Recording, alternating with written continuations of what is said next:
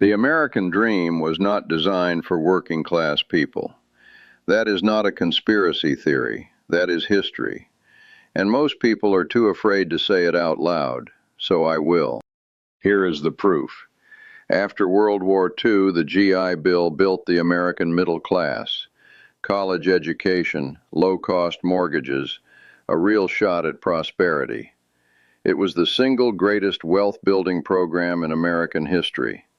But redlining, a government-backed policy, systematically blocked black working-class families from accessing those same mortgages in the same neighborhoods. The wealth gap that exists today between black and white Americans traces directly back to that decision. The dream was built. Access was rationed. Now here is what happened to every working-class American, regardless of race.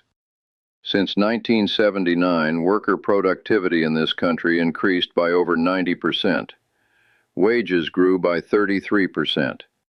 That gap, that 57-cent difference on every dollar of value a working-class person created, went somewhere.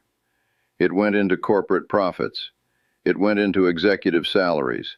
It went into shareholder returns. You worked harder. You got less. That was not an accident. Those were policy choices made by people who benefited from them.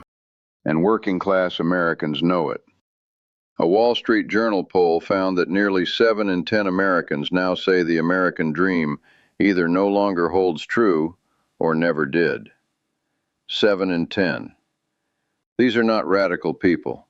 These are people who worked hard their entire lives, did everything they were told to do, and looked up one day and realized the math never added up. Because for them, it was never supposed to. I'm not saying America is a bad country.